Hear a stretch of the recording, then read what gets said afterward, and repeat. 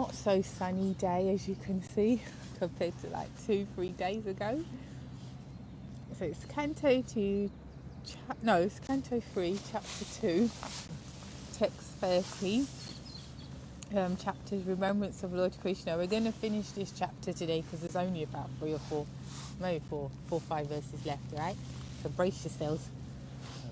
Alright, let's do the invocation. Om Namo Bhagavate Vasudevaya. Om Namo Bhagavate Vasudevaya. Om Namo Bhagavate Vasudevaya. Alright, text 30. The great wizards who were able to assume any form were engaged by the king of Bhoja, Kamsa, to kill Krishna. But in the course of his pastimes, the Lord killed them as easily as a child breaks dolls. Oh dear. Purport. The atheistic Kamsa wanted to kill Krishna just after his birth. He failed to do so, but later on he got information that Krishna was living in Vrindavan at the house of Nanda Maharaj. He therefore engaged many wizards who could perform wonderful acts and assume any form they liked.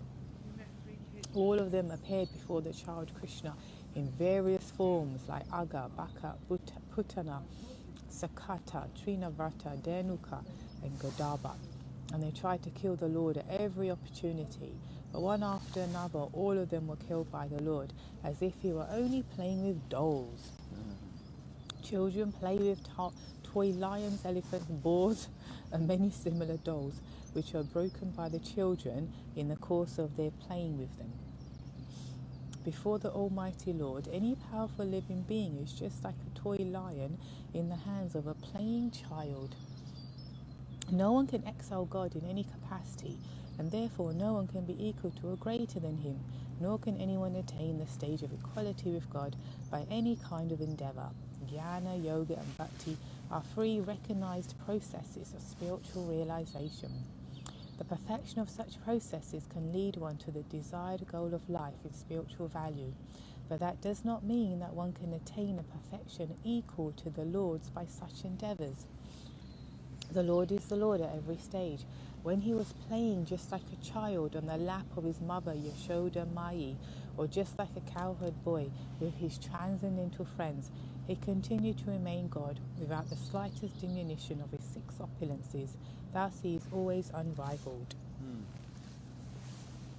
Any thoughts, reflections? Yeah, he's always unrivaled. And he can destroy things that seem huge or undestroyable or immovable to us. You know, just like a child breaks a doll or breaks a toy. Because, he is great and we are small. 231. The inhabitants of Brindavan were perplexed by great difficulties because a certain portion of the Yamuna was poisoned by the chief of the reptiles, Kaliya. The Lord chastised the snake king within the water and drove him away. And after coming out of the river, he caused the cows to drink the water and proved that the water was again in its natural state. So this is really interesting. So we're in the 3rd canto, only 2nd chapter, but by the grace of Uddhav, in his conversation with Maitreya Rishi, we're really being transported to the 10th canto, to the later chapters, and we're getting to, kind of unintentionally or not accidentally, but like that, to hear about Krishna's pastimes. So usually you'd have to wait till the end, but it's incidental. So it's called incidental hearing. So although we're not hearing directly the pastimes spoken by Shukadeva Goswami, but incidentally throughout the Bhagavatam you'll hear these pastimes mentioned and glorified, Krishna glorified, and then it often goes off into another pastime. So here we're getting to hear about the Kali serpent. Text 32. The Supreme Lord Krishna desired to utilize the opulent financial strength of Maharaj Nanda for worship of the cows, and also he wanted to give a lesson to Indra, the king of heaven. Thus he advised his father to perform worship of Go, or the pasturing land and the cows, with the help of learned brahmanas. So this is the Govardhana Puja pastime. So Lord Krishna encouraged his father Nanda Maharaj to spend his wealth not worshiping Lord Indra, but to worship the cows and to worship the Govardhana hill. Purport. Since he is the teacher of everyone, the Lord also taught his father, Nanda Maharaj. Nanda Maharaj was a well-to-do landlord and owner of many cows, and as was the custom, he used to perform yearly worship of Indra, the king of heaven, with great opulence. This worship of demigods by the general populace is also advised in the Vedic literature, just so people can accept the superior power of the Lord. The demigods are servants of the Lord, deputed to look after the management of various activities of universal affairs. Therefore, it is advised in the Vedic scriptures that one should perform yagyas to appease the demigods. But one who is devoted to the Supreme Lord has no need to appease the demigods. Worship of the demigods by common people is an arrangement for acknowledging the supremacy of the Supreme Lord, but it is not necessary. Such appeasement is generally recommended for material gains only.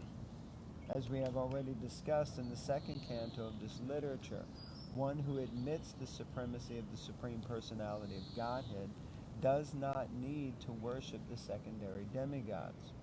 Sometimes being worshipped and adored by less intelligent living beings, the demigods become puffed up with power and forget the supremacy of the Lord. This happened when Lord Krishna was present in the universe, and thus the Lord wanted to give a lesson to the king of heaven, Indra. He therefore asked Maharaj Nanda to stop the sacrifice offered to Indra and to use the money properly by performing a ceremony worshiping the cows and the pasturing ground on the hill of Govardhana.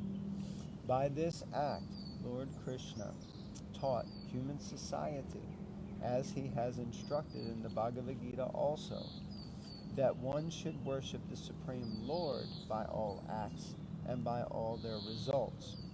That will bring about the desired success. The Vaishyas are specifically advised to give protection to the cows and their pasturing ground, or agricultural land, instead of squandering their hard-earned money. That will satisfy the Lord. The perfection of one's occupational duty, whether in the sphere of duty to oneself, one's community, or one's nation, is judged by the degree to which the Lord is satisfied. So that last sentence is, very powerful. Huh? Very powerful Yeah. statement. Which one you said?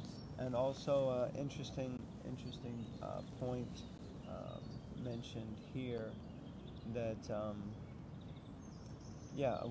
many good points, but interesting how, because Indra had become puffed up, because everyone was worshiping him and offering him praise and glorification, then Krishna made an arrangement personally to purify him and to teach him a lesson to not be so puffed up, because we were just talking about that.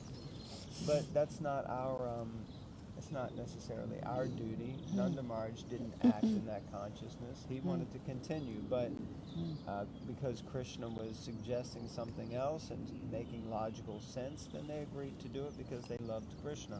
So that's also another thing that shows the power of the influence of Krishna, but also the power of relationship, that if one has good relationship, then one can convince someone to do something that they might not normally do. Now, of course, that can be used positively or adversely. But the point is, good relationships really presides even over someone else's so-called authoritative position. So that's one point. Another point is that, of course, the Vaishyas are meant to look after cows. That's their occupational duty. They're meant to protect the cows and protect the agricultural land. Why? Because as we heard earlier, yesterday, I think it was, we were reading, right, where it said that all economic problems can be solved just by having cows and bulls and a bit of land, or by cows and grains. So, the majority of one's concerns about life, of course, in the modern day, we're so concerned about having good Wi-Fi, having the next iPhone, having the next technology and this and that. But really, the main concern is making sure that we can eat so that we can keep body and soul together. And then after that, everything else comes. But really, that's a main concern. And that keeps us healthy and fit enough to perform our spiritual activities and to cultivate spiritual consciousness so that we can make spiritual progress. Anyway, I'm rambling on a bit. Anything you'd like to add? No, I think you added it. Okay. There's more points, but we'll leave it. That's good. Text 33. O sober viewer, King Indra, his honour of having been insulted, poured water incessantly on Vrindavan, and thus the inhabitants of Braj, the land of cows, were greatly distressed. The compassionate Lord Krishna saved them from danger with his pastime umbrella, the Govardhana hill. Text 34. So we could call the Govardhana hill pastime the umbrella pastime, and no one will know what we're talking about. But it's full of fun. Text 34. In the third season of the year, the Lord enjoyed as the central beauty of the assembly of women by attracting them with his pleasing songs in an autumn night brightened by moonshine. Moonshine means the light coming from the moon, not moonshine, right? Moonshine. No, what is moonshine? I don't even know. So that's, you're assuming people know. Most people think it's the light coming from the moon. Yeah, well, anyway, in parts of America, in the backwoods, they brew their own alcohol and they call it moonshine. Oh, So, okay. Purport. Before leaving the land of cows, Vrindavan, the Lord blessed his young girlfriends, the transcendental gopis, in his Rasalila pastimes. Here would have stopped his description of the Lord's activities, because it got intense for him. yeah, so this is amazing. Like I said, it's just a small section in the third canto. I'm not sure where it happens again, but you just get this little taste, like little drops of the nectar of Krishna's pastimes, even though we're not in the 10th canto, but all these references can be found later in the 10th canto. So incidentally, we're getting to hear about the pastimes of Krishna. Of course, devotees, you may not notice it, or you may notice it thinking, oh great, yeah, they're talking about Krishna, but for someone who may read the Bhagavatam and have no real idea about Krishna, which you might say, how many people are going to do that? But I think Srila Prabhupada's intention was to bring the Bhagavatam to the West so that everyone could have access to it.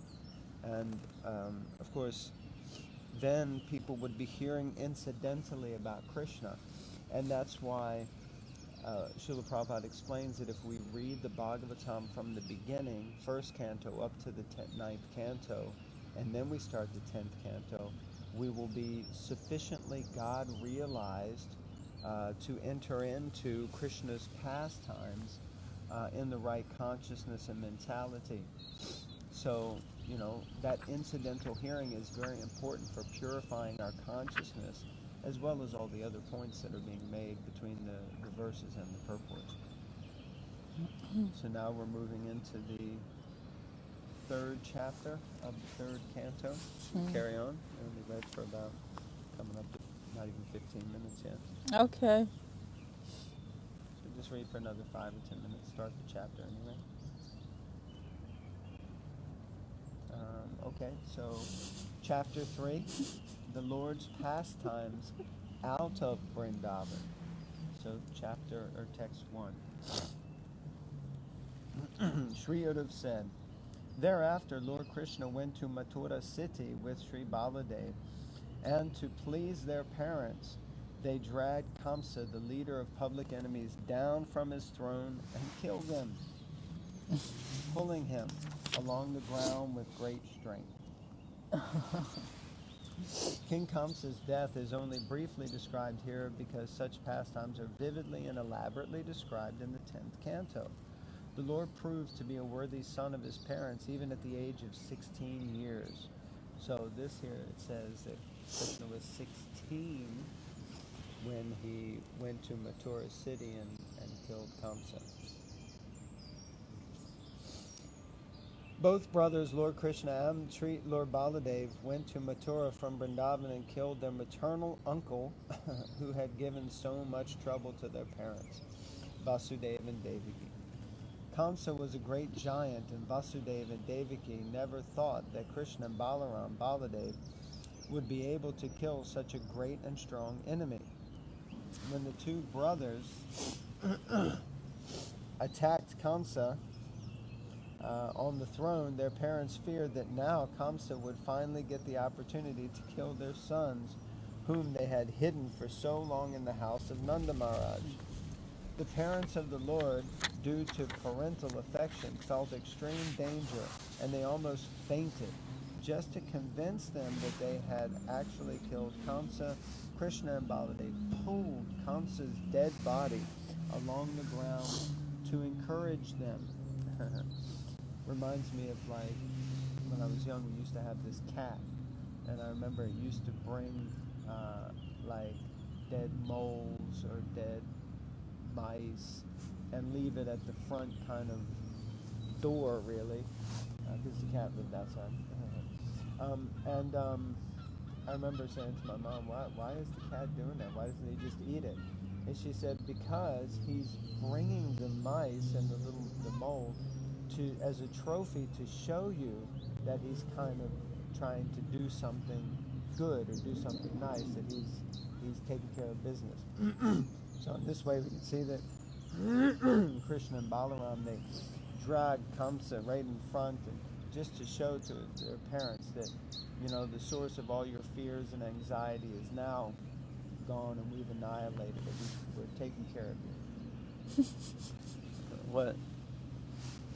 Yeah, far out, isn't it? Drag your dead maternal uncle to encourage your parents that everything will be all right now. Text 2. The Lord learned all the Vedas with their different branches simply by hearing them once from his teacher, Sandipani Muni, whom he awarded by bringing back his dead son from the region of Yamaloka. Purport. No one but the Supreme Lord can become well versed in all the branches of Vedic wisdom simply by hearing once from his teacher. Nor can anyone bring a dead body back to life after the soul has already gone to the region of Yamaraj. But why did he go to Yamaraj? Why did he have a son that had to go to Yamaraj? If he's Sandipani Muni, you know? But Lord Krishna ventured to the planet of Yamaloka and found the dead son of his teacher and brought him back to his father as a reward for the instructions received.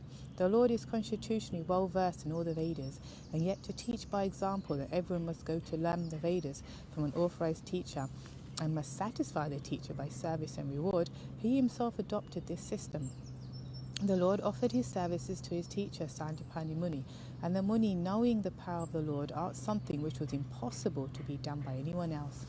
The teacher asked that his beloved son who had died be brought back to him, and the Lord fulfilled the request. The Lord is not therefore an ingrate to anyone who renders him some sort of service. The devotees of the Lord who always engage in his loving service are never to be disappointed in the progressive march of devotional service. Okay, maybe read one more verse. Okay, so read one more. So text 3, so this is 3rd canto, 3rd chapter, text 3. 3. Attracted by the beauty and fortune of Rukmini, the daughter of King Bhishmaka, many great princes and kings assembled to marry her. But Lord Krishna, stepping over the other hopeful candidates, carried her away as his own share, as Garuda carried away nectar. Princess Rukmini, the daughter of King Bhishmaka, was actually as attractive as fortune itself because she was as valuable as gold, both in color and in value. Since the goddess of fortune, Lakshmi, is the property of the Supreme Lord, Rukmini was actually meant for Lord Krishna. But Shishupal was selected as her bridegroom by Rukmini's elder brother, although King Bhishmaka wanted his daughter to be married to Krishna. Rukmini invited Krishna to take her away from the clutches of Shishupal. So, when the bridegroom Shishupal came there with his party, with the desire to marry Rukmini, Krishna all of a sudden swept her from the scene, stepping over the heads of all the princes there, just as Garuda carried away nectar from the hands of the demons. This incident will be clearly explained in the 10th canto. So here you see that Prabhupada keeps referring that you're hearing incidentally little bits and pieces, but just carry on. You're going to hear more, and everything will be explained in more depth in the 10th canto, so in later chapters. So that's why the Bhagavatam is not chronological. It's kind of a lot of incidental hearing about different pastimes that happen at different times and places, so like that. Anything else to add? Okay. No. But it's also encouraging to just, like you said, keep reading. You know, this isn't it, just what you're hearing. Yeah. You know, little bit snippets. There's more to come. Yeah, it inspires kind of like the next chapter and the chapter after that. Yeah. Okay, thank you all very much. Thank you. We're going to close off now. But, please, everyone, read Srimad Bhagavatam. Yes. We have copies if anyone would like sets of Bhagavatam, and also I don't have the book with us, but Your Ever Well-Wisher, the book about Srila Prabhupada and his life and his pastimes and establishing and developing the International Society for Krishna Consciousness. Hare Krishna, everyone. Take care. Hare Krishna.